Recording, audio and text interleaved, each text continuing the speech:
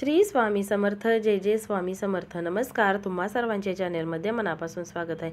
श्री स्वामी समर्थांच्या कृपेने तुमच्या मनातल्या सगळ्या इच्छा पूर्ण हो आणि तुमचा दिवस आनंदात जाओ. आता रविवारी 21 जानेवारीला पुत्रदा एकादशी आली आहे आणि या एकादशीला आपण एक छोटासा उपाय करायचा आहे ज्यामुळे आपल्याला पुत्रप्राप्ती होईल. अतिशय प्रभावी अशी ही सेवा आहे. तसं पाहायला गेलं तर वर्षातून 24 एकादशी असतात. प्रत्येक महिन्याला 2 एकादशी असतात. शुक्ल पक्षात एक आणि कृष्ण पक्षात एक अशा 2 एकादशी असतात. आणि या 24 एकादशींपैकी 2 एकादशी असतात त्या पुत्रदा एकादशी असतात. एक येते श्रावण महिन्यात येणारी आणि दुसरी असते पौष महिन्यात. अशा 2 पुत्रदा एकादशी असतात.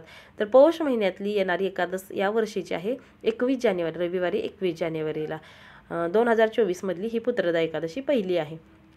तर यावेळी आपण एक छोटासा उपाय करायचा आहे की ज्यामुळे तुम्हाला पुत्रप्राप्ती होईल. ज्यांना कुणाला संतान प्राप्ती करायची आहे, काही अडचणी आहेत, डॉक्टरांचे उपचार घेऊन सुद्धा बाळ होत नाही, तर त्यासोबत आपण करायची अतिशय प्रभावी अशी ही सेवा आहे. उच्च कोटीची सेवा आहे. यामुळे बऱ्याच लोकांना अनुभव आला आहे आणि येतोच हा 100% फळ देणारी अशी ही सेवा आहे.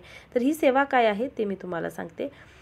ज्यांना कुणाला बाळ व्हावं अशी इच्छा आहे त्या जोडप्याने सकाळी उठून देवपूजा वगैरे करून घ्यायची आहे आणि नंतर श्रीकृष्णाला अभिषेक घालायचा आहे. आपली घरात जी श्रीकृष्णाची मूर्ती असते ती घ्यायची आहे, तामणात ठेवायची आहे आणि त्याला पाण्याने अभिषेक घालायचा आहे.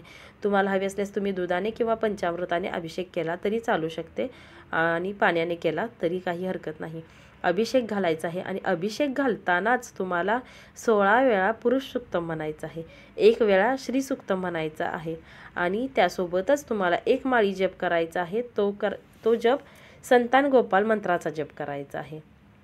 तर संतान गोपाल मंत्र काय आहे ते मी तुम्हाला सांगते. तो मंत्र पुढील प्रमाणे आहे.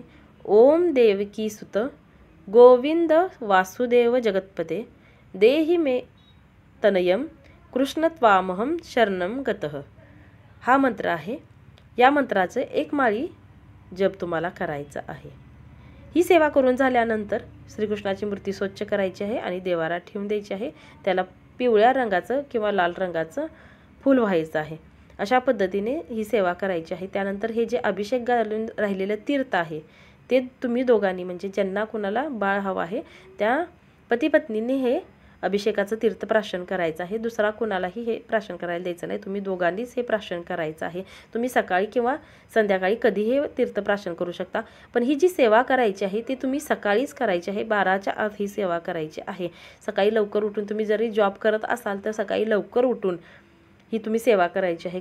ही सेवा करून झाल्यानंतर तुम्ही पुत्रदा एकादशीची कथा देखील वाचायची आहे. तुम्हाला सकाळी नसेल शक्य तर ही कथा तुम्ही संध्याकाळी वाचली तरी हरकत नाही. या दिवशी तुम्ही उपवास करायचा आहे. एकादशीचा उपवास तर असतोच. नसेल तुम्हाला जमत, प्रकृती तुमची व्यवस्थित नसेल तर तुम्हाला उपवास जमत नसेल तर नाही केला तरी चालेल. ब्रह्मचर्य पाळायची देखील गरज नाही. ही सेवा करताना कोणतेही उपास तापास किंवा कोणतेही दुसरं काही करायची गरज नाही. तुम्ही फक्त हे जे मी सांगितलं आहे पुरुष सुक्तम, श्री सुक्तम आणि संतान गोपाल मंत्र हे म्हणायचं आहे. अभिषेक घालायचा आहे आणि ते तीर्थ तुम्ही प्राशन करायचं आहे. तुम्हाला जर शक्य झाले तर तुम्ही ही सेवा कंटिन्युअस चालू ठेवू शकता. 41 दिवसांची ही सेवा तुम्हाला करायची आहे. या व्हिडिओमध्ये सांगितलेली माहिती तुम्हाला जर आवडली असेल तर तुम्ही या चॅनलला नक्की सबस्क्राईब करा. सबस्क्राईब केला असेल तर लाईक आणि शेअर करा. श्री स्वामी समर्थ.